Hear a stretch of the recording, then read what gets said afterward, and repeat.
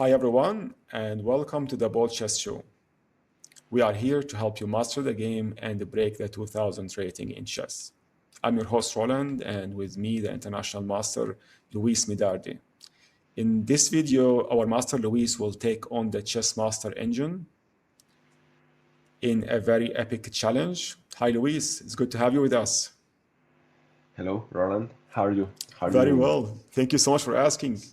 It has been a couple of weeks to have you back, and we have prepared a special challenge for you today. You will be taking on the chess master himself.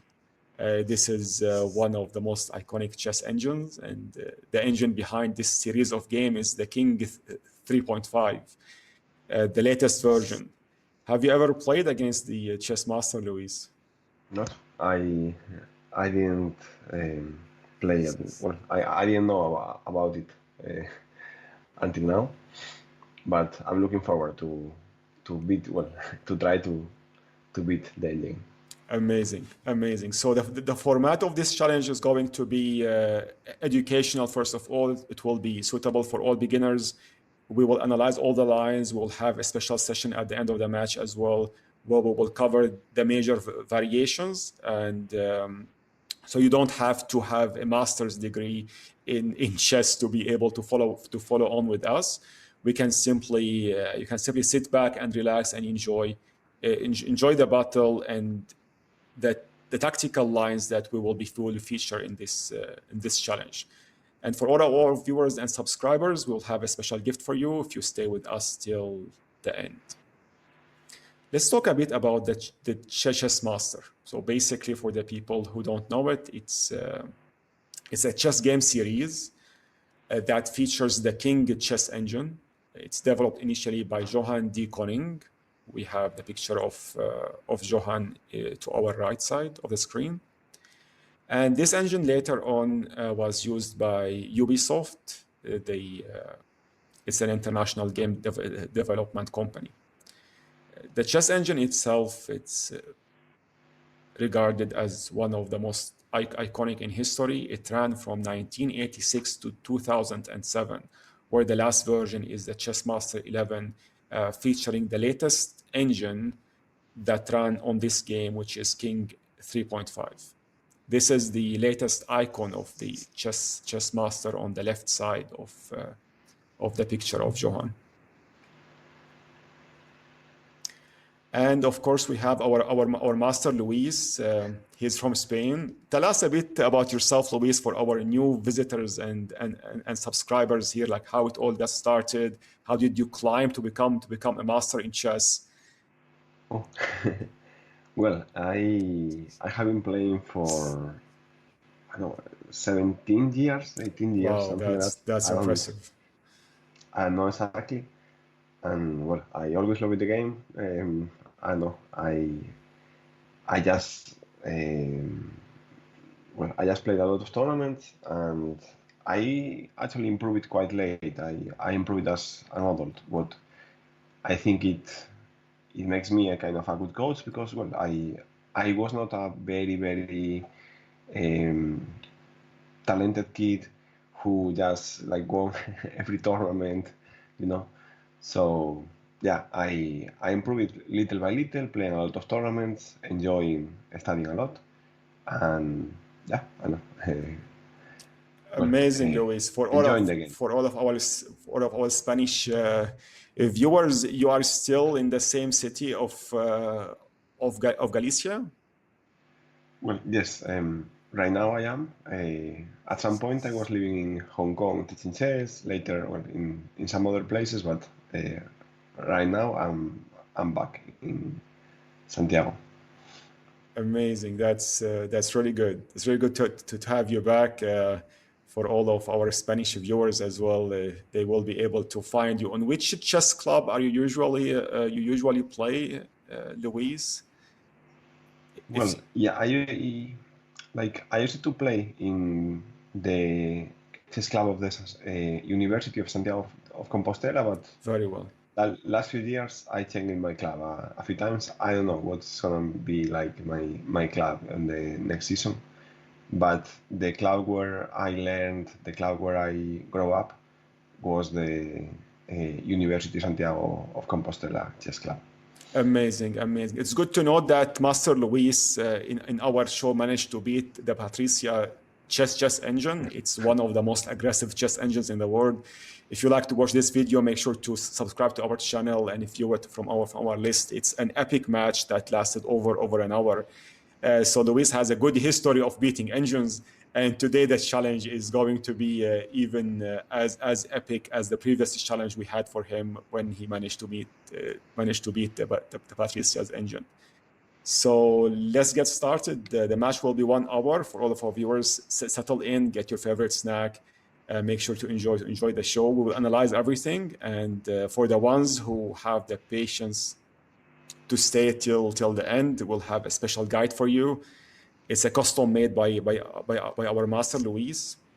So we will get started with the challenge, and we will see you on the board. Let's do it, Luis.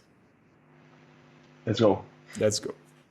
All right, everyone. Here we are at the board with Master Luis. We will set the match as it was going to be a rapid match. Luis will get 1 hour to compensate for the difference in rating and for the great ability of Chessmaster to calculate hundreds of lines per minute. Chessmaster will get 10 minutes, and that's very generous of us given how much he can calculate in 1 second. We will have a little board on the right side as well, as you can see, and this board is coming from our BoldChess app. You can access it for free on our website at boldchess.com. We will analyze the lines here on this little board to explain to everyone what we are thinking and how we are playing. The app also comes with a static evaluation, so we can actually see different threats and motifs live on the board before actually we apply them on the real match. Are you ready, Master Luis?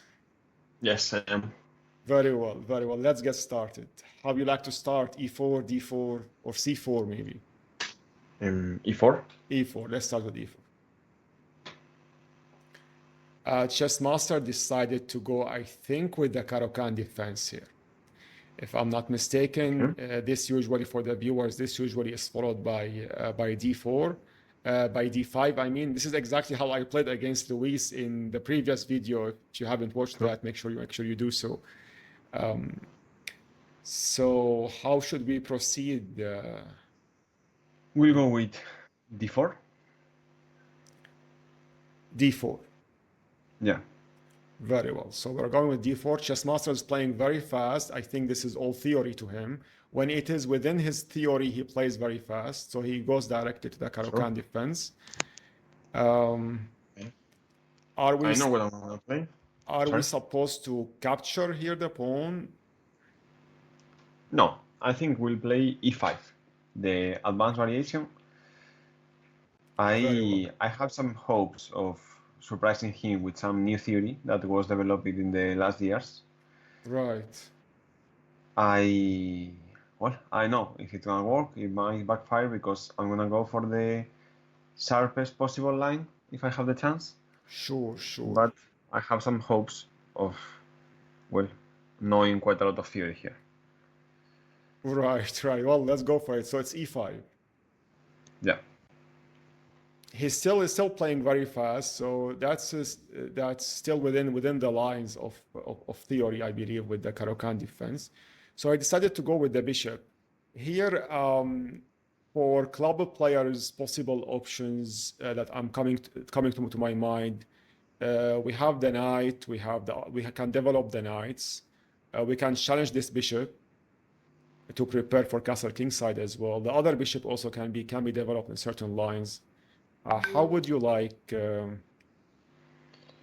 I'll go with.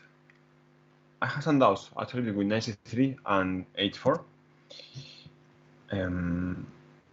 I'll go with knight c3, which is very sharp. Knight I to guess. c3. Yes, knight c3. Very well. Let's go.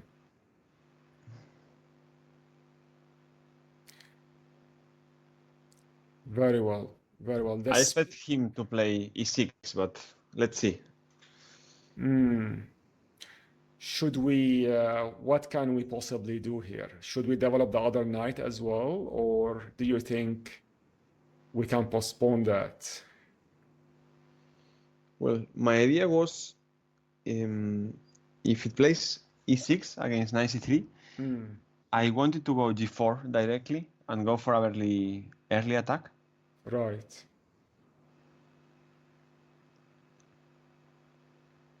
So let's go after his bishop. My plan is to push d4.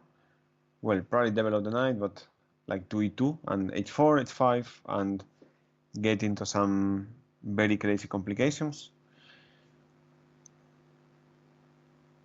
Very well, very well. What would be the next move that you have in mind now? g4. D4? G4 attacking the bishop. G4. This one. Okay, Yes. very well, very well. So I think We are going to G4. he's gonna play bishop g6 probably. Yes, almost instantly. He's still not consuming any time. We'll go knight g e2. Knight G to E2. Yes. To here. Very well. What is exactly the point of knight to E2 instead of F3? Well, it's very concrete, but my next move most likely is gonna be h4, trying to play h5 and kind of trap his bishop. So when he moves the h pawn to make room for the bishop to hide on h7, I have the move knight f4 available, trying to hit his bishop again. And that's supposed to be very sharp and, well, very concrete. And one mistake could cost Chessmaster the game. Entire match. Yes. Very well. This is actually similar to how you played against me the other match, if I remember, in the previous video. Yeah. In general, I try to play very sharp always, or I like to do it. I know, I guess it's my style. Maybe not the best style against computers, because they calculate 1 million moves per second, and I calculate like maybe 1 or 2 per second. So yeah, I hope I calculate 1 move, but that one is the best, while the computer calculates 1 million. Very well. So Chessmaster, I think he is already trying to counter-attack and gain some space in the center. He moved to c5. Okay, we'll go with h4. All of this is theory. I'm fine with it. I was planning it. I assume probably Chessmaster is gonna play h5 against my move, but let's see what surprises he has for me. What he has in mind. So shall we go with h5? Well, I mean, after c5, I want to play h4. Trying to go h5 next, but when I go h4, let's see how he plays. We went already h4. He went to h6. Oh, okay. Then honestly, I have to remember the main move by far is h5 instead of h6. And here I remember I checked it at 2 different moves, what were bishop e3 and f4, and I think we'll go with bishop e3 because, well, it's the main one. Bishop to e3. So bishop to e3 on the small board. You can see both boards with me, Luis, right? Just to make sure you are on. No, honestly, so far I was playing blindfold. I was not seeing any board. Very well, very well. I would like you to check with me on the board just to make sure I don't misplay a certain move. So we are going with e3. Yes, bishop e3. Bishop to e3. Yes, we reinforce the center. Very well. So Chessmaster decided to go with the queen to b6. It's almost playing instantly at this point. Okay. Okay, I don't know. I know that's not good for him, but I'm not sure why, to be honest. Let's see some potential moves, how we can. The immediate threat, of course, here, if we click on the threats, the immediate threats is that according to our analysis app here, there is no immediate threats because this pawn is not really. I mean, we can actually address it, but it's not very urgent. Let's see what we have. What can we do? Rook to b1 might be not an ideal move. Can we activate the bishop? The idea is to cancel a queen side here, just to make sure that I understand the line correctly. I mean, I guess he wants to take our pawn on b2, but I don't mind actually. That's not my main worry. I was more concerned about him being able to put a lot of pressure in the center with knight c6, taking on d4, this kind of stuff. So I think we'll go with f4, reinforcing the center. Go with f4. So pawn to f4, like this. Very well, very well. So the idea is to try to attack the bishop next, possibly. Yes, it depends how he plays, but we might push the pawn to f5. He has to take with the pawn, and then with the knight from c3, we could take the pawn on d5. That is a very important pawn in the card camp for black. The critical line here after f4 is what happens if black takes on b2. And my plan, but I would double check it, is to play rook b1. But I don't know if before playing rook b1, I would like to include f5 to make sure black cannot take on c2 with the queen. Right. Chessmaster replied by knight to c6, if you can see the board. Okay. So, okay, I preferred him to grab the pawn on b2, but okay, I knew this was not going to be easy. He decided to. This is why even our analysis app was saying that this is not a real threat here. This is not the threat. He's trying basically to fight over the center. The knight is activating a piece. He also cleared the path for his king in some lines. He might opt for cancel queenside. What are potential options we have? We can try to irritate his bishop. We can develop our bishop to g2 perhaps. We can activate our queen to clear up a path for cancel queenside in certain lines. Maybe not directly, but in some. Would knight to a4 be also an option here? Yeah, I think I'm considering 3 moves: knight a4, f5, like pawn to f5 or queen d2 are my main moves. The pawn, if I go pawn to f5, the idea is that if black takes with the pawn on d5 wouldn't be defended anymore. So right. I could take it with my knight from c3 and win a tempo against the queen. And well, I think that position is quite unpleasant for black, but yeah, I'm not completely sure.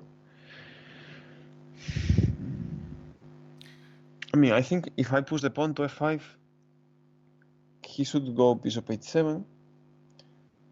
So an idea would be to take the pawn on e6. For me, he takes back with the pawn. And his position is weak, but at the same time, I have pushed a lot of pawns. My king might become weak at some point. So I don't really know how to evaluate it, but if he canceled the queen side here and then he slid his king to the other side and let you fight over this part while his queen is guarding the queen side, then potentially we can activate our bishops and try to add more control over the center, I guess, if I'm not mistaken. Yeah. Okay, I think we'll go f5.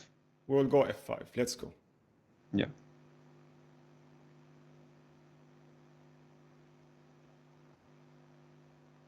He didn't capture the pawn as expected. Chessmaster decided to retreat with his bishop to h7.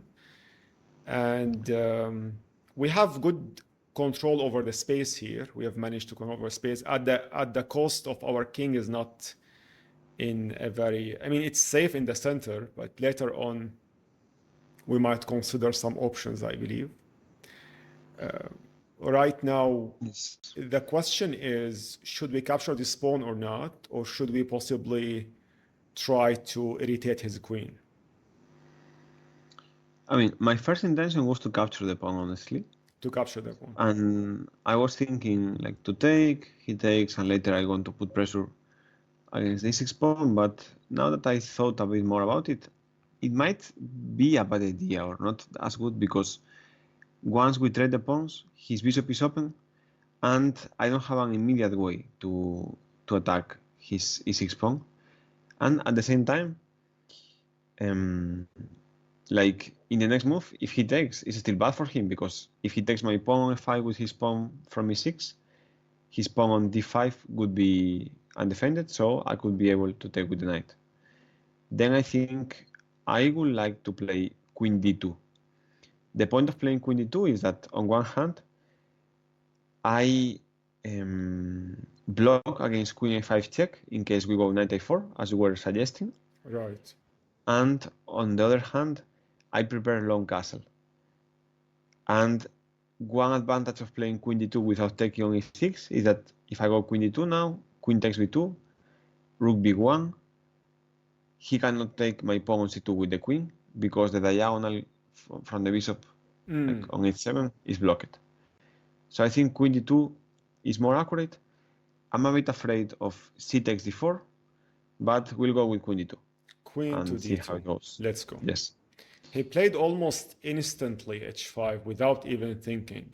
This is a bit worrying. Usually at this point, chess engines tend to think a bit, to calculate, to brute force the lines. But in this case, Chessmaster decided that, nope, it's h5, like straight away. I'm not going to think about it. So what's the point of h5? The idea is we cannot capture, I believe, because that would leave our pawn unprotected, and the bishop will activate again. So that's I think granted. Can we reinforce this pawn by moving our bishop to protect it to h3, for example? I mean, we could, but honestly, I don't like it very much. Or I'm not sure, because once black takes on d4, we take with the bishop. Well, actually, it might be good. I don't know. Just for the viewers to visualize it, we're talking about this line here. How is it for white? White is holding very well. Black is, the thing is, black is also fine. Like he's not really in under any. We have some ideas we can go with. The thing is, our king is not very safe anymore on the king side. Yeah. I mean, later on in the game, not immediately, but later on in the game might be that we have extended the pawns maybe too much. This can also be something we need to be aware of. This pawn is still hanging as well. Like at some point, if we can, address this weakness on the queen side as well, it would be nice. Cancel the queen side might also be an option at some point.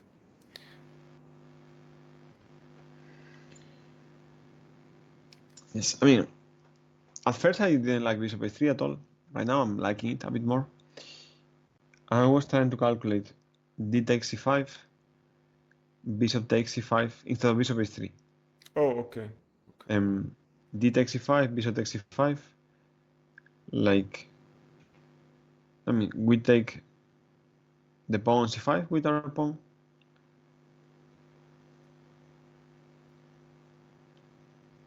And when he takes back, we could trade bishops on c5. And take on e6. For the viewers, we're talking about this line here. Yes. Very well. And I am not sure how to evaluate it either. Okay, I think it's very complex. It's very complex, to say the least. No, yeah, honestly, I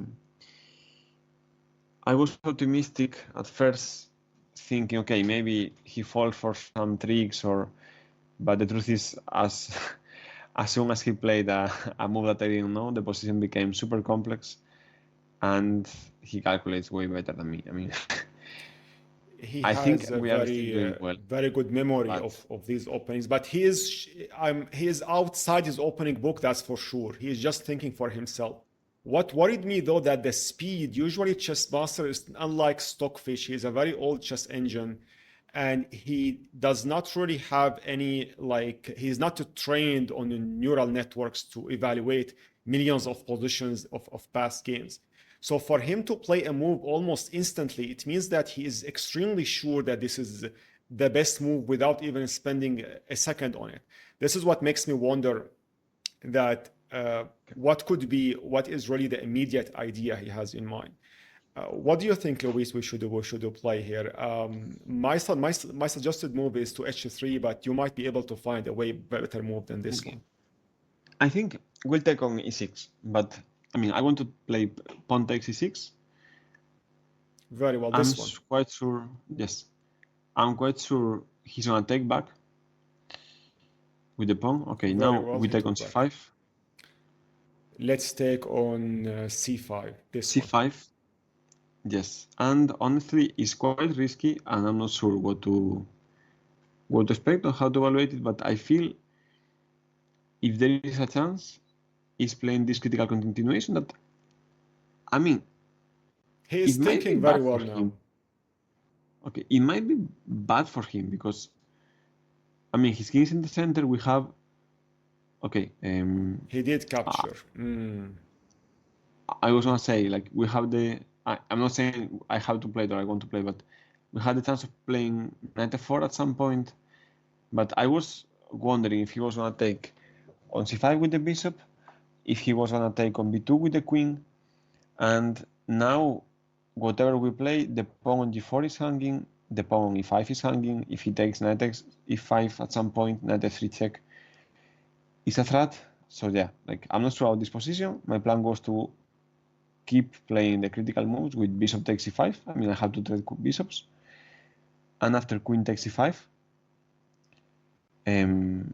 I want to go knight f4. Knight to f4. Yes. Very well. So in this position, we are attacking the pawn on e6. Right. This is the immediate threat, and it's and now his queen is outside this file as well. We're not the b pawn is out of threat. He can still capture this one, but I don't think that will get him much because this pawn is under attack round. This is more important than capturing a pawn. This looks like a good plan. Let's go with it.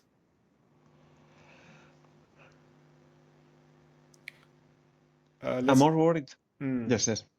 No. Let's go. Let's go with it. Okay, very well. So he captured instantly. Very well. This is all within the plan. And then our plan was to go to f4. Let's go. Yes. And now my concern is not what happens if black takes on g4. Okay, I didn't consider this move, to be honest. I have no idea. I didn't think of that as well. I thought that I was going to. Yeah. I thought that he wants to keep his king for later on in the game to cancel queenside, but he decided that there is no need for. He can just keep his king in the center already without even considering the idea of castling. At some point, he might be looking forward to mobilize his knights, and this pawn is hanging. That's for sure. Yeah, but I don't care much about that pawn. I mean, like, the pawn e5 is important for us because knight takes e5 is taking a central pawn, attacking the pawn on g4 and threatening knight f3 check, winning the queen.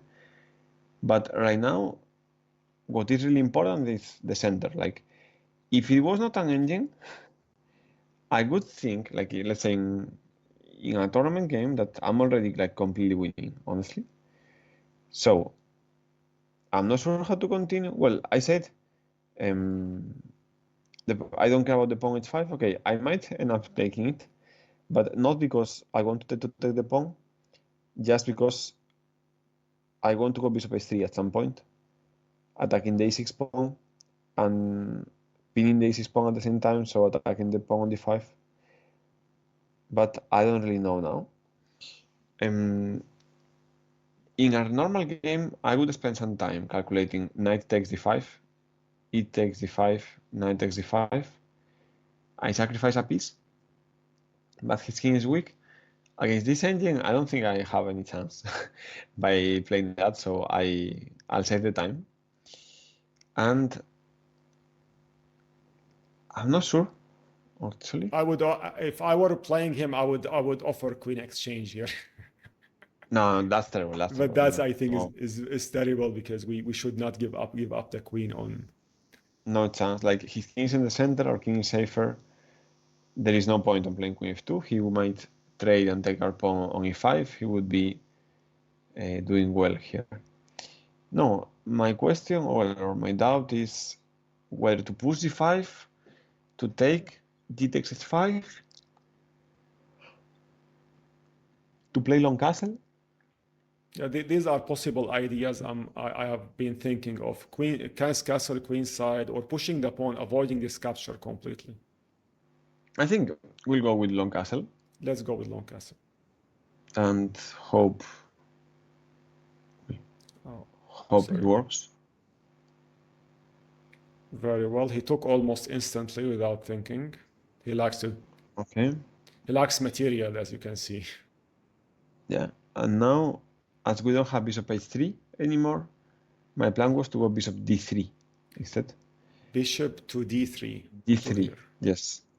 I'm fine trading bishops because d6 will be weak when the bishops get traded.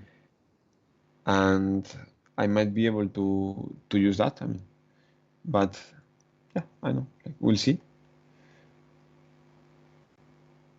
Actually, if he takes, I'm not sure if I want to take. Okay, I was answering with the queen or with the knight. I think, okay, we'll take with the queen, but with the knight is also interesting. Yes, My idea with the knight is interesting, but our knight is very well centralized here. We might be exactly. Maybe with the queen. Let's go with the queen. Yeah.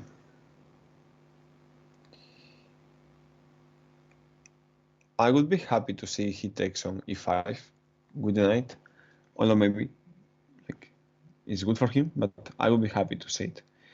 I would be more worried about knight d e7, developing pieces. Okay, yeah. Yeah, this is what I've been evaluating as well. This is a very interesting move by King 3.5. Well, let's continue. We'll go knight e4, attacking his queen and taking advantage of the d5 pawn that is ping right now. Right. Knight to e4. Yes. Very and my plan is, it depends on what he plays. Okay, he's playing super fast. I mean, in a real game, sometimes when my opponent plays fast, especially in the opening, I'm happy because I think, okay, that means that I found a move that is good, that is theoretically. But I don't know if this is the case or like. Right. When Chessmaster plays fast, it means that this position is trivial to him. He doesn't need to spend a second thinking about it. He has to move the queen. There is no point in him spending time on thinking of any other move. Yeah, but I thought for him queen a5 was also interesting, but okay. Here I have two ideas. One is knight g5 and the other one is queen a3 trying to go knight c5.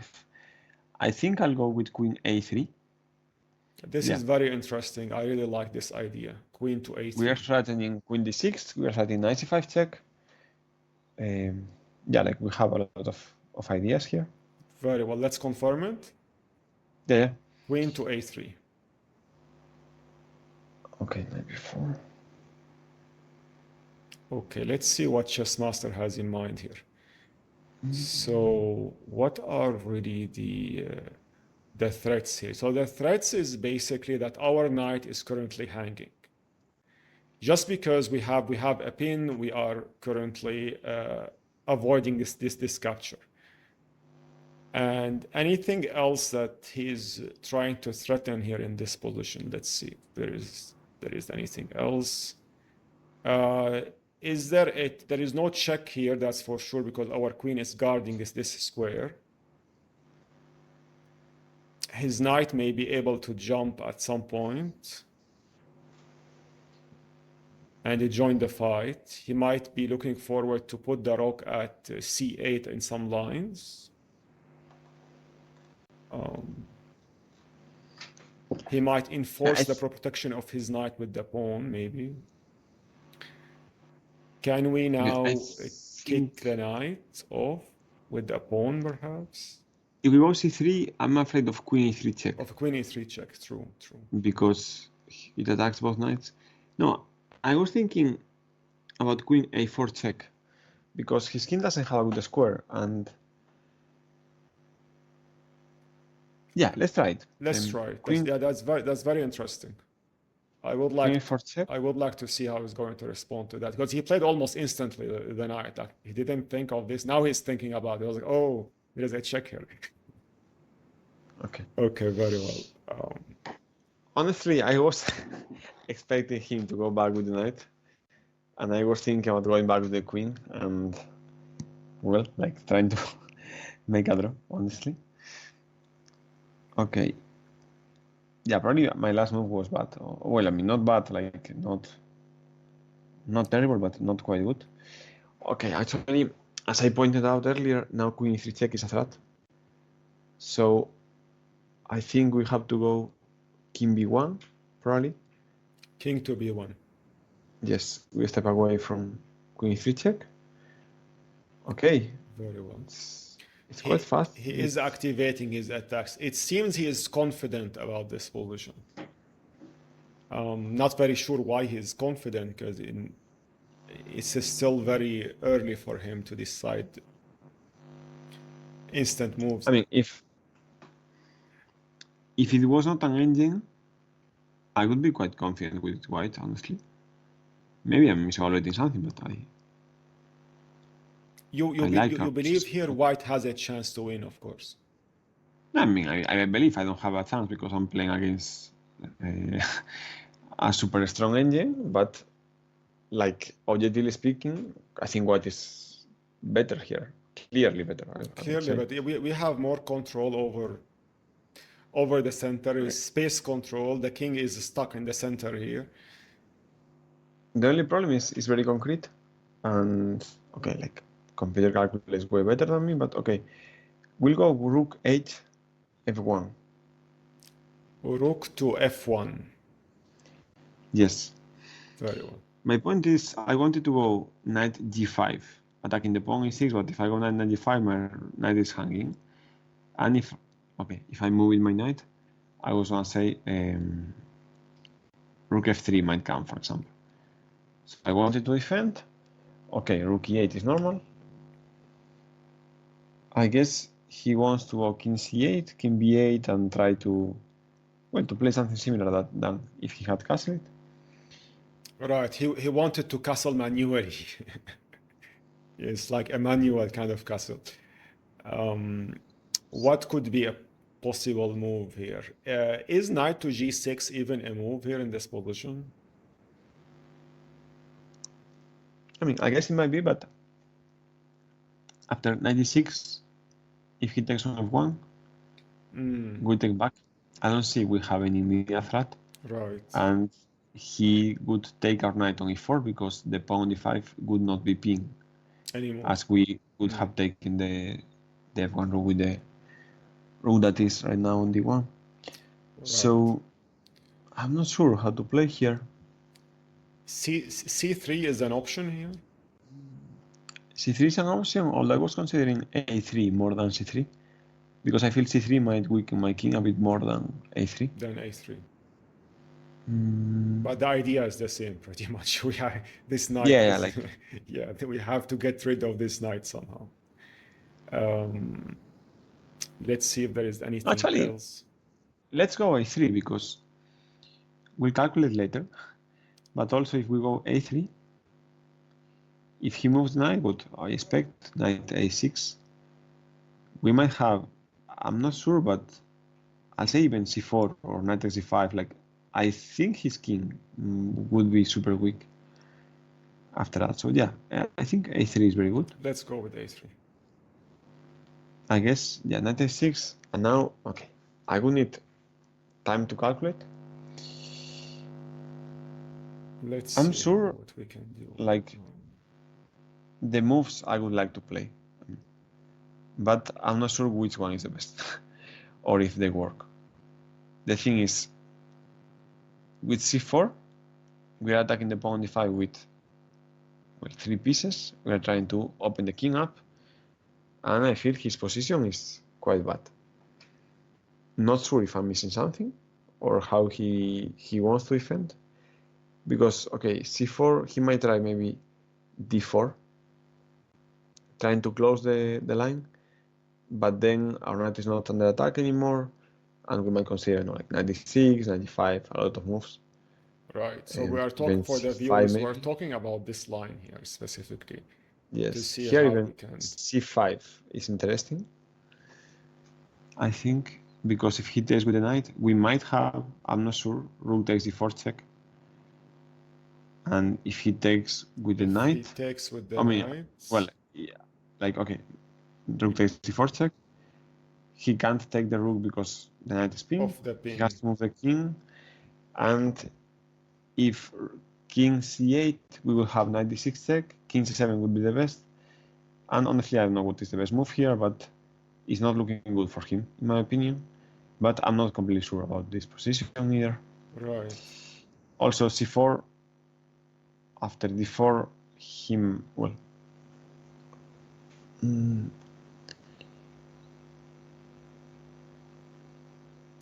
okay, I think I'll go with c4. Let's go with c4. It's a very interesting idea, and it seems not so clear for him as well how he's going to keep on defending. It's a very good move. I'm not sure in case of d4. I would play c5 or okay, or He not. played d4 almost instantly as you were Okay. calculating. So here c5. then here we calculated c5.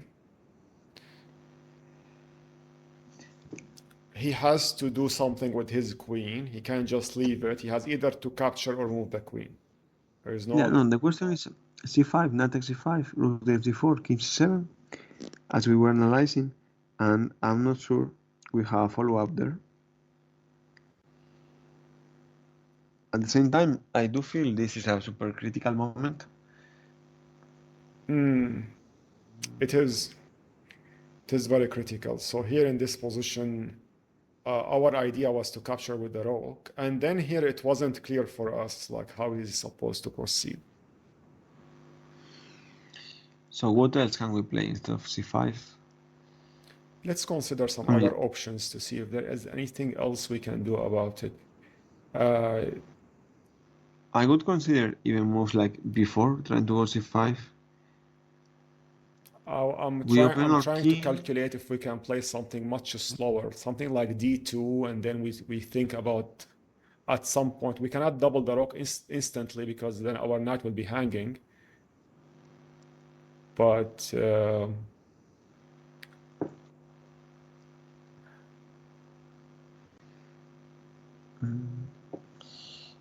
Yeah, okay. b4 is not a movement here.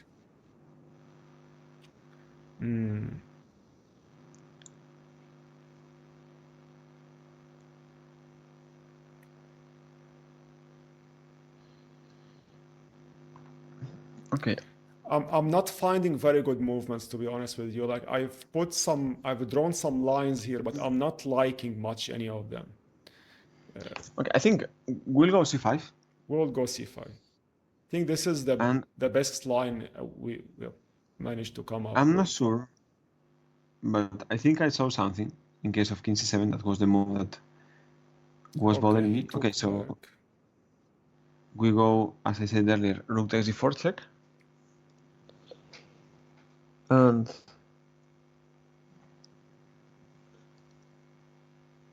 Very well. Okay, now I'm kind of unhappy. First, I wanted him to go king c8. Now that I had found something after king c7, I was happy with it. But Yeah, I thought he was going with c7, but it seems that he didn't like something about it. I mean, my first intention was to go knight d6 check, but I'm double checking because position is quite complex. It is very complex. It's good to remind the viewers that we cannot move this rock because our knight is hanging. You know, it's just Sure. if they were thinking, oh, let's just double the rocks already and try to do something with them, we can't do that. This knight is totally hanging here, and we cannot move the knight because our rock is hanging. So these two pieces are currently completely frozen, and on top of that, our rock is currently hanging. So that is something we need to address. This pin there is no pin anymore because the king moved.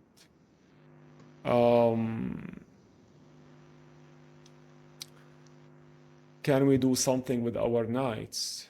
These two pieces are completely frozen, and the only thing we can move right now are just pawn, queen, and maybe these two pieces. We have like four pieces to think of. I think I'll go with knight takes c5. That was my idea in case of king c7, and I think it works kind of similar. This one. The point is, yes, the point is after he takes that, okay, I assume he's gonna take. I want to go rook c1. Well, I mean, for now, let's play knight x5. Okay, let's play first and see what it's going to play instead of analyzing it. So it's confirmed. He's gonna take it, I guess. Okay, he took it already. And my intention was to go rook c1. Rook to c1. Yes, he cannot take a rook because the knight will be ping.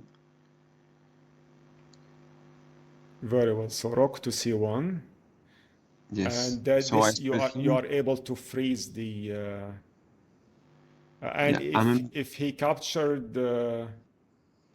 Yes, that's correct. Yeah, this is very interesting. Very interesting. Okay, he retreated back with the queen.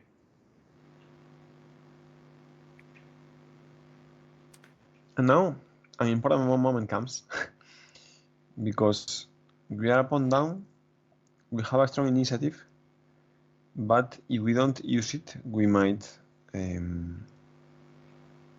get a bad position. True. So my ideas here were either knight d6 attacking the rook d6 threatening e6 and c6, or, well, basically those were the most I was calculating. I'll go with rook d6. Rook to d6. Yes. My idea is that we are threatening to take both e6 and c6. And I hope I'm not missing. He is thinking deeply about it. That means it's a good move. He's thinking deeply. He decided just to slide his king. Okay, here we can take on e6. If knight takes e6, I assume he's gonna go rook f2, threatening checkmate. That's a bit risky, but at the same time, I mean, it might be good. It might still be good for us. Right. We could take the pawn e6 with the rook instead, or we could, I don't know, like try to keep attacking. But I think takes. Yeah, honestly, yeah, I'm not sure what's the best. Should we take with the knight? I don't know, because after rook f2 I don't find a very good reply. And I was also thinking about sacrificing the exchange on c6, but that might be too much, maybe. Although it seems good for me. I mean, takes, he moves the queen, we can retreat the rook to c4, trying to go rook b4. Rook c8. Takes.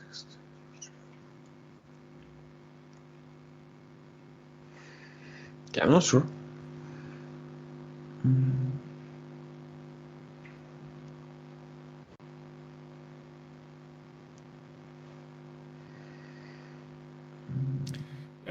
I'm not able to find any interesting ideas here. Like this pawn is also not very pleasant, especially for end games. If at some point we need to keep it in mind.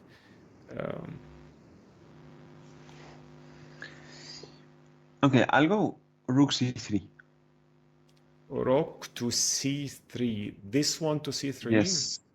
Yes. Very well. My point is, I was spending time calculating the sacrifices on c6. And after takes, basically later I wanted to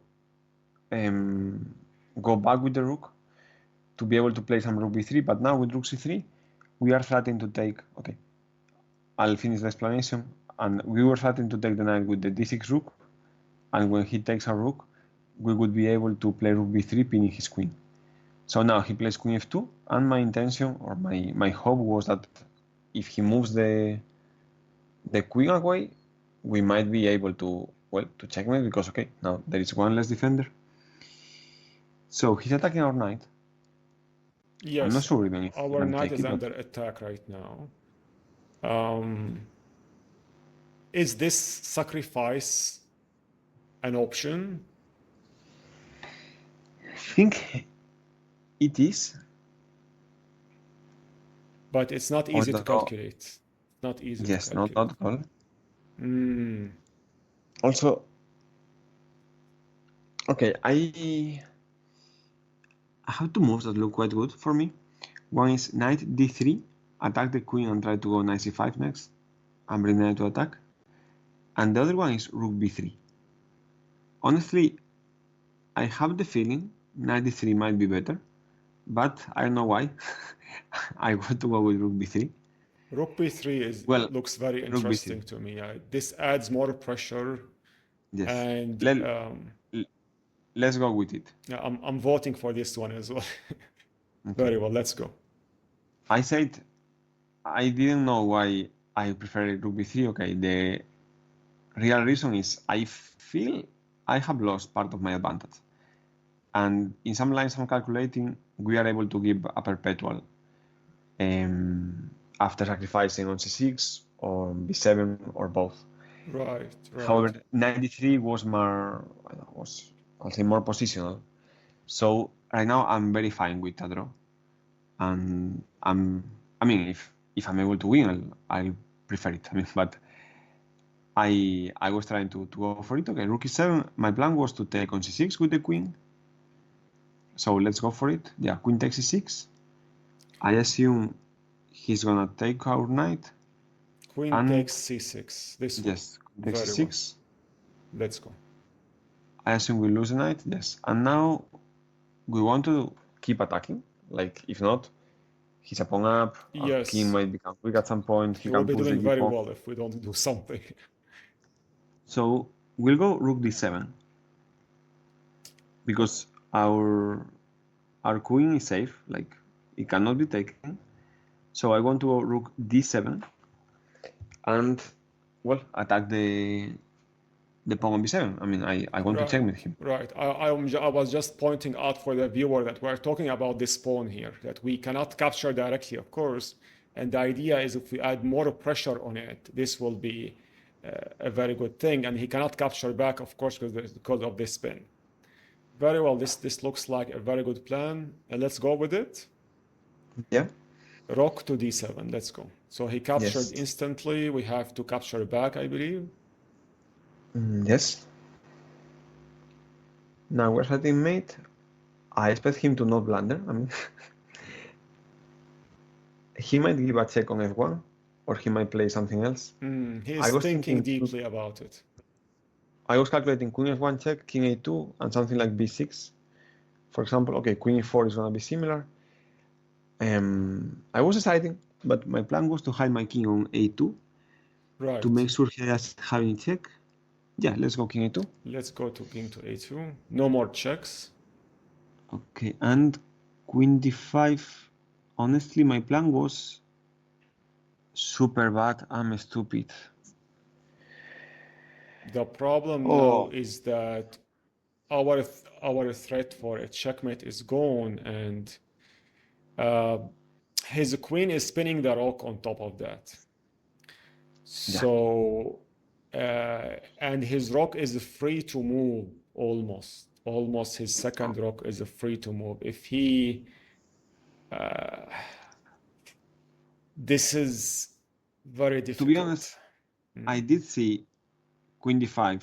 I mean, I was saying like king a2 looking like the normal move, but when I played king a2, I was afraid of in some line he was gonna ping my rook. And my initial intention was that after queen d5, I wanted to go rook takes b7 check, queen takes b7, queen d6 check, and I take his rook, and I'm winning. Right. Or at least I have draw, but okay, my rook is pinged, so I was calculating an illegal move. So okay. I think we have to exchange the queens here. No, I'm not sure. I mean, I think I should say I think if we exchange, it might be a draw, but I prefer to take on g7 the pawn. You prefer to take the pawn. Yeah, because we take the. I mean, we are starting the rook, we are starting the pawn on g4. Right. And I think we are still like doing fine. But I just calculated an illegal move, what is kind of embarrassing. Okay, here my plan goes to give a check on g8. Let's give a check on g8. Confirm. Yeah. He's gonna go king 7, and here I hope we have a draw. I mean, normal move is queen h7. I'm figuring out the details. Well, actually, yeah, okay. I don't have nothing to. Well, queen g7 or queen h7. That's the only doubt. I think both are similar, honestly. Queen g7, king c6. It's good to note that our rook is under attack now, so we need to keep on checking, I believe. Yeah, I think both queen h7 and queen d7 will be similar. Okay, let's go with queen g7, but I don't see any difference. G7. If king c6, yes, he cannot go, yeah, to c6, I was gonna say. Okay, so now we keep checking. Let's go queen g8. Queen to g8. Yeah. Okay, my plan was to give a perpetual, honestly. If he blocks, I take on g4, I think we are fine. I mean, or more than fine even. Right. Okay, yeah, let's go queen g7. Queen to g7. Yes.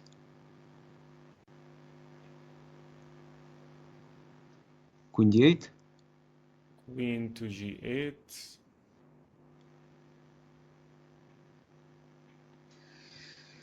Queen g7.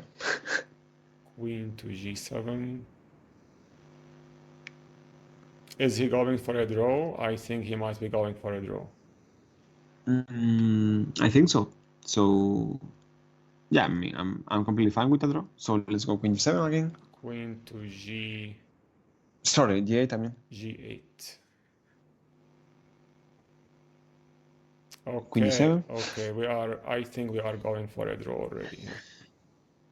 I mean, I would love to win, like, but of course we don't have any chance because our rook is pinged. And if I do something else, he takes my rook, we check, and he checkmates us in a few moves. He So managed to queen neutralize the attack.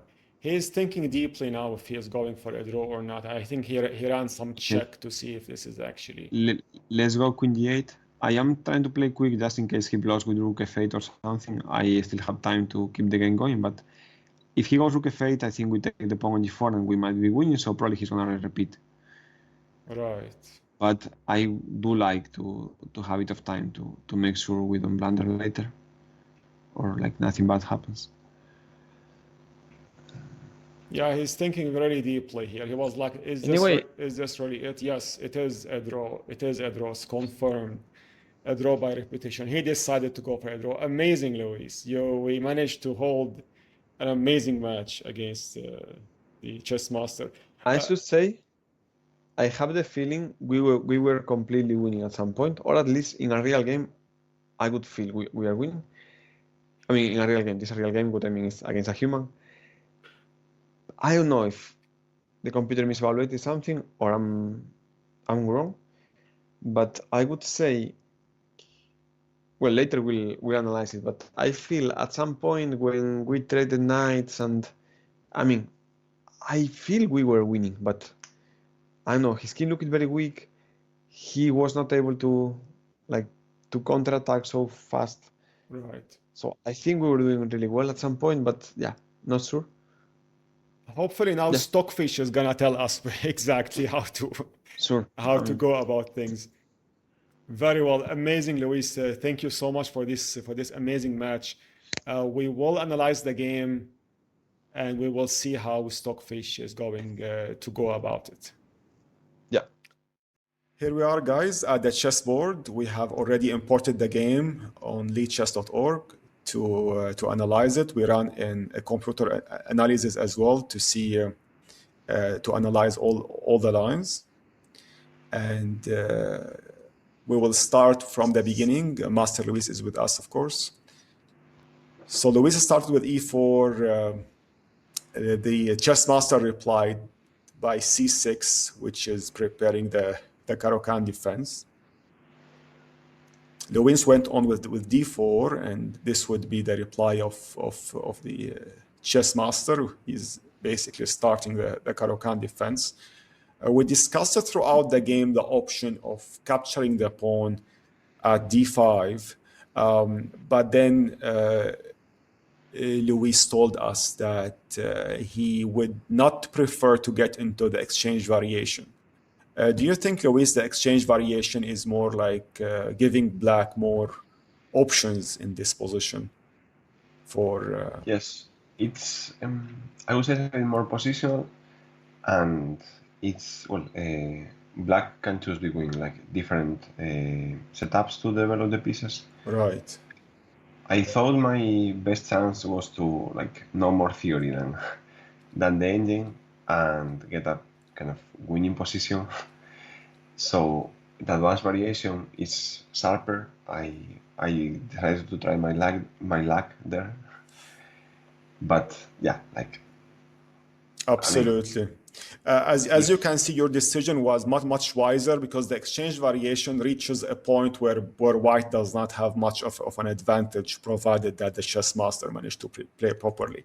I mean, white is in a fine position, but there is no really immediate attack going on, and the line is more positional, as you said, than aggressive, and which was something we would need to avoid when we are playing against a strong engine like the Chessmaster in this case. So we moved on with the advanced variation. Chessmaster decided to go directly with the bishop to f5. We went with the knight. Chessmaster is also recommending knight to d2, but also knight to c3 is perfectly fine. There's nothing wrong with the move according to the engine. Just matter of preference, I guess, depending on how you would like to develop the pieces. Yes, 92 is more positional, and 93 is very sharp. Like, well, we'll see it, but white pushes his pawns on the king side, and well, it gets very messy. Here, the main move is h5 instead of h6, and well, there are kind of crazy complications, but the engine didn't know the theory, luckily for me, so I managed to get a very good position at least. Absolutely. Here, the first mistake of Chessmaster, and Stockfish did not like a queen to b6 at all.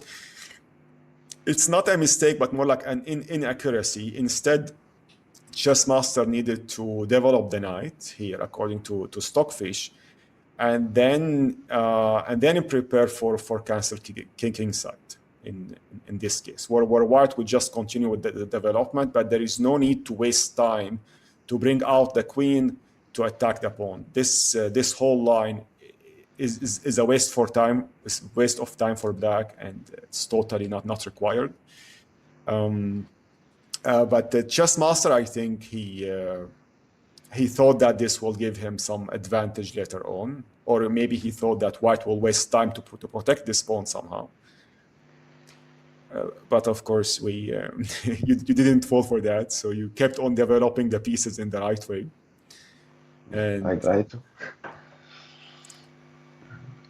So now here we put the pawn got pushed to f5, the bishop went to safety, we moved on with the queen, h5 was played on board, we had a capture here. All of these are perfectly fine moves. There is nothing wrong with them according to Stockfish. Chessmaster did not like the idea of capturing back directly. He was suggesting that while this pawn kept on going for a very long time without protection, Stockfish did like the line of capturing, and then he is going to get one pawn here in terms of position. But then it's not very clear how white is going to convert. It's still in a superior position. It's still 1.4, but lots of work is still required, especially that black is up a pawn, I believe, in this position. Is that right? I think he's up a pawn. No, well, right now material is equal, but now he can take. We'll probably attack the pawn in 6 with either knight d4 or knight f4, and well, white has a lot of activity, but yeah, like black is up a pawn, as you said. So position is very, very complicated, I think. This is right complicated now, indeed.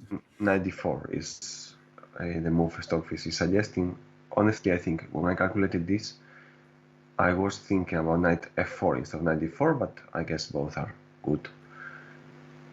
And yeah, like now black has to be accurate. Bishop b5 check, for example, is a threat. Well, the pawn c5 could start running with c6, and it's not easy for black, but if white is not careful, okay, he will end up being a pawn down without compensation. Without compensation, indeed. Anyway, Chessmaster here decided to capture right away, and this brought us to a different variation of this game. According to Stockfish here, after knight to f3, knight to f4, I mean, white is already almost in a very good position. We are at, it has a very good advantage. It's controlling the space. The center is also under control mostly by white, and black does not have any threats at the moment. And as we can see in the game, the best move was indeed king to d7. This to prove that black does not really have much not much of counter attacks, so to speak, in this specific position. So we moved on forward. We had an exchange of bishops, and then we are trying here to add more pressure. Black is trying to keep his king safe in the center while trying to scan for counter attacks, I believe. These are all the moves that we saw in the game. There is nothing really wrong with any of them until we see the black's movement of rook to f8. Stockfish here is recommending queen to e3, followed by knight to d3, where we have a nice exchange here. And then the point being that this will delay white's attack on the queen side. And as we can see, even though white is able to deliver a check here and he's centralizing his queen, but the black almost is holding way better than what we saw in the game compared to what we had. But with the queen to but with the rook to f8, it doesn't really pose enough problems for white, I believe. Yeah, I mean, this is crazy. I mean, it's a position that was difficult to calculate for me. I felt white has a very strong initiative, but there is no concrete way, obviously, because like we are playing against an engine. There is no concrete way to finish the game. The big difference between playing a human and an engine here is that a human would blunder, well, would very likely blunder, because his king is in the center, some sacrifice, or well, some attack against his king, but the engine keeps like holding everything together. Although the evaluation might go higher, it's not gonna be something immediate. Some short combination that you can find. So True. yeah, I mean it's very difficult to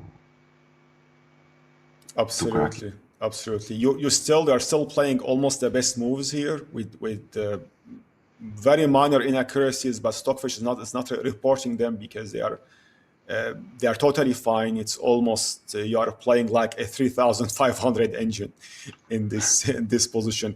Here, Chessmaster didn't do well as well. This is the first mistake according to Stockfish.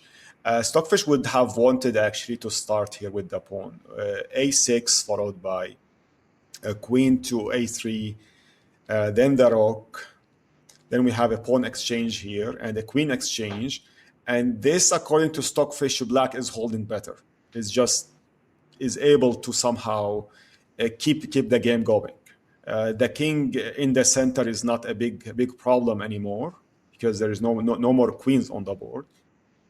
And after this rook exchange, as we see according to this variation by Stockfish, black, although he's not doing very well and still losing 2 points according to the evaluation, but for white to convert this position, it would require much more work, especially that we have 2 double pawns here.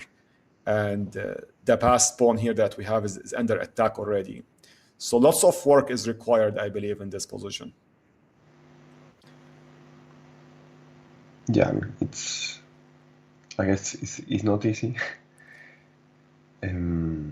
It's not. It is possible, though, with the extra knight. I think it's possible, but lots of moves are required. Yes. I mean, it's always difficult against an engine, like Absolutely. they keep fighting. So I don't know if I would be able to convert this position even against the engine. I'm sure I would not be able to get here, because to get here, like the last, 14 moves, once you see them seem logical, but okay, like you have to be really, really accurate. So I don't think I would be able to reach this position. If I had this position, maybe I would be able to convert. I'm not sure.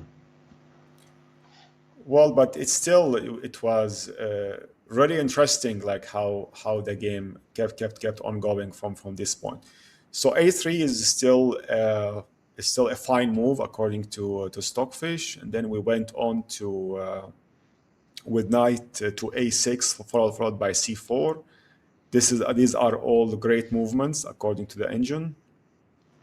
We had a check, and here the white is able to hold so much pressure, and the black did not defend the way he should.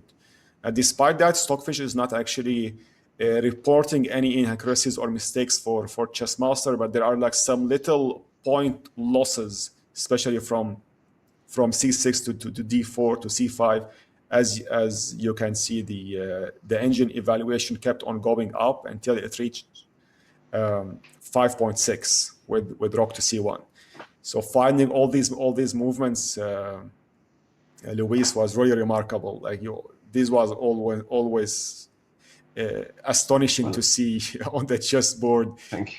To find this kind of series of top-rated chess movements according to a 3,600 chess engine like Stockfish. I mean, I think they were not so easy, but they are kind of natural. If you're an aggressive player with a lot of experience. I mean, I was lucky with some moves because, well, I was like hesitating between 2 moves, and I chose the correct one. Like that was not that clear to me. It was just some kind of intuition, or sometimes maybe a bit of luck. Here, my mistake came. Okay, I thought my advantage was already slipping away a bit, but I think I just didn't think about rook b4 as a very strong move. I'm not sure. Like, I think the idea crossed in my mind for a second, but I thought like, okay, rook b4, queen c7, nothing clear happens. But Stockfish is pointing out that here after rook b4, queen c7, knight e2 is super strong, and well, I guess I was trying to play like more direct, but this idea of knight e2 and knight d4 to take advantage of the pin of the knight on c6 is super strong, but I just completely missed it. I mean, It's very I difficult think to see the problem here that what Stockfish I think is trying to expose is the king is almost in the center without much of protection. So he's keeping those pins running on, and that is causing black to waste movements to move his king over and over again. And in time, this is going to give white the enough tempo he needs to bring these pieces down. Like if a black did not need actually to move this king around, jump it from from multiple squares to safety, he would have been able maybe to block the defenses. But by losing tempo on every move, it was very difficult to do so. The defenses, he was always like losing one. He's always running one step behind in the attacks, like how Stockfish is currently demonstrating this position. And as we can see from the evaluation score, it keeps on going up and up because black is under pressure, and he's just keep on losing those tempo moves by moving his king while allowing white to yet increase that pressure step by step.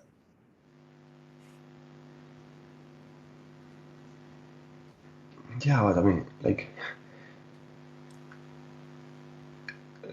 the accuracy needed, it's I mean, it's super strong. Like once you see it, the moves are kind of like okay. I don't know if easy, but are logical at least. But I don't know, like It's very difficult. It's difficult to see these from far away, I believe. so strong and absolutely. But the logical move that we had in mind here, it makes perfect sense. Like you add the pressure on the knight, on the pawn.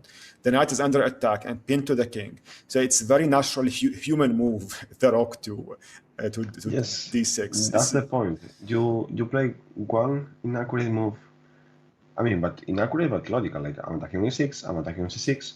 My rook was kind of under attack. I mean, knight on c6 is pinned, so it's not like he's not threatening to take the rook, but at some point it would be a threat. But it jumps from I don't know like +6 to 0.8. I mean, so it's crazy. It's crazy how accuracy, like how accurate these endings are. Yes, they're really remarkable the way they can come up with movements. And it's good to note here there is some sideline in according to Stockfish, which is this one is also a very interesting line. As you can see here, black, although he tries to deliver checks, but soon he will run out of checks, and the game here is over. So this is also very interesting variations of how black, like no matter how he can try to put up a fight, it wouldn't work out in this position. And here the threats are just way too much to hold. And according to Stockfish, even it's a checkmate in 17. But even without knowing it's a checkmate in 17, we can see that black is not able to hold the attack, despite that his queen and rook are somehow eyeing on the queen side of white. But this is still very difficult. Getting back to our game, the game continued with king to b8. According to Stockfish, this was a lifesaver for the Chessmaster to find the king movement and not to play anything else, because this was indeed the best move and the only move if black was ready to hold the position. He has to get away from the pin as soon as possible in order for him to get enough time to shield the attacks for white. Here we featured a line with knight to d3, and if we just review this line quickly, see like how it goes, we can see that although white is trying to add pressure and to convert the position, but still, despite the little point of difference of advantage, it doesn't get him anywhere. And this is perfectly a drawish position, provided that both sides are able to play in a very accurate fashion.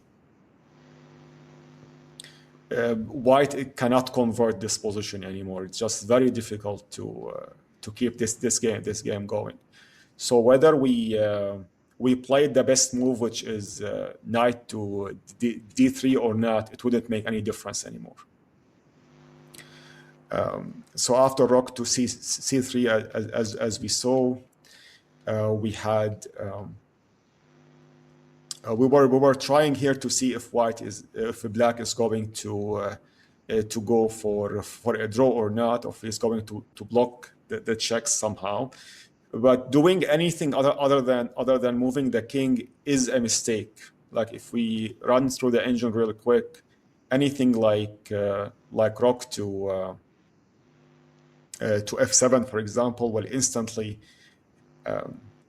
render this pawn as a target, and then white will get a 0.7 advantage out of it, because he has like basically a passed pawn without any friction. Still lots of work is required, and I'm not even sure if white can still win in this game. But based on the evaluation, this is not going to put black in any better position, which is why he decided to keep repeating moves as we saw here. I was very happy with it. I mean, I won't pretend I was hesitating. I was indeed very happy to be able to repeat moves and make a draw, because I was feeling like the game had gone away, and well, I thought I was gonna lose, honestly, after realizing I had lost my advantage. But still, it was remarkable. It's good to remind the viewers that Chessmaster managed to beat so many international masters and grandmasters in the past, and it won so many computer chess tournaments. It won against the legendary Fritz chess engine. So even attempting to play against a Chessmaster requires lots of work and preparation. And what Luis demonstrated in this game is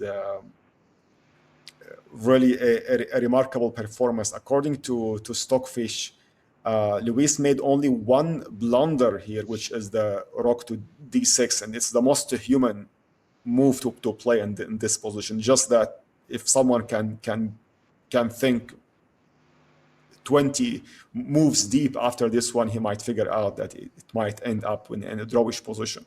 But other than that, there was no inaccuracies and no mistakes overall. Despite that, how the Chessmaster did the 3 inaccuracies and 1 mistake, the problem with the Chessmaster as a balanced chess engine, that the moment you do an inaccurate move, he can instantly balance out the game and equalize if he is not having a good position overall. And if he is having an advantage, any inaccuracy will result in a complete loss in the game.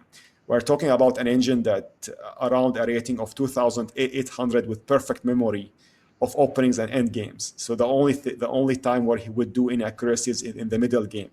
Perfect openings, perfect end games. Something like that is definitely beating it is a very big challenge, and having a draw is always such a nice accomplishment for any chess player of any level, in my opinion.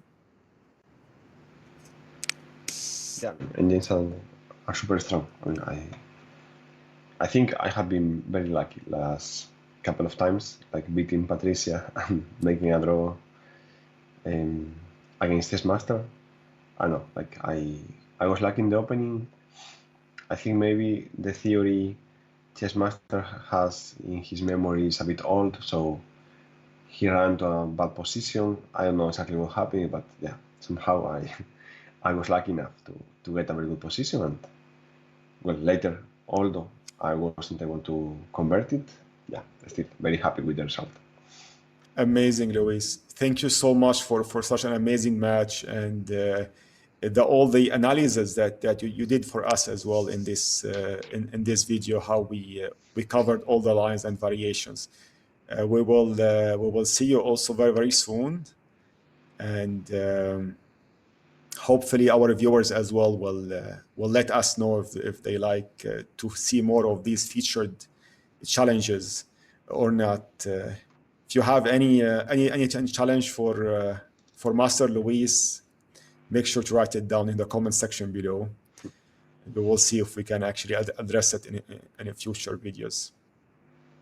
Yeah. Very well, guys. Here we are at the end of our video. If you haven't subscribed to our YouTube channel, please make sure to do so. We have lots of videos and training coming up in the next weeks. Please let us know as well in the comment section below if you have any challenges you would like our Master Luis to do in the next upcoming months. And if you haven't watched our chess tactics course, please make sure to do so. It's free of charge, available on YouTube on the BoldChess channel. And if you've managed to stay here till the end with us, we have a special guides for you, which you can access at boldchess.com, free guides. And these guides have been prepared by our master, Luis. They are designed to guide you on how to study chess. This will guide you in a special way, so you will know what to focus on every time. We also have a special video that elaborates on these, which is called the 80-20 method for studying and evaluating chess, which you can also watch on our YouTube channel. Thank you so much, Luis, for such an amazing video. We hope to see you soon next week as well. Yeah, I hope to see you soon. It was a pleasure. A big fight and a lot of fun. Absolutely. All the best, Luis. See you soon. Thank you. See you soon. Goodbye. All the best.